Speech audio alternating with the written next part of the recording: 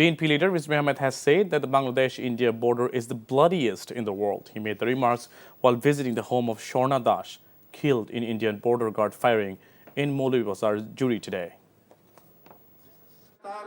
জোর জবরদস্তির ফ্যাসিবাদের ১৬-১৭ বছরে এত সীমান্তে হত্যা হয়েছে, কিন্তু তিনি নিশ্চয় ভারত বাংলাদেশ সীমান্তকে পৃথিবীর সবচাইতে রক্তাক্ত সীমান্ত, সবচাইতে সহিংস সীমান্ত, সবচাইতে মৃত্যু আর লাশের সারিতে মিছিলে পরিণত করার সীমান্ত পরিণত হয়েছে।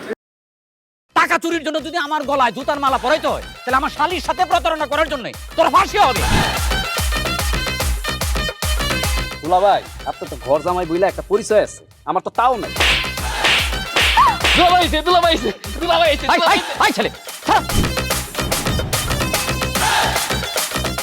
রাজনৈতিক ফ্যামিলির মেয়ে হয়ে ওই কাজ করবে। যারে পাবো আরে পিটাবো, রক্তের নেশায় ধরতে, রক্তের নেশায়, কাঁচা রক্তের নেশায় ধরতে। তোমার এই পলিটিক্স আমার বাম পকেটে থাকে। পাঁচদের বউরে ঝামেলা পাকাই। এই বেটাই, আমি তখন বিয়ে করিনি। দুইটার আমি গুলি করে মারু।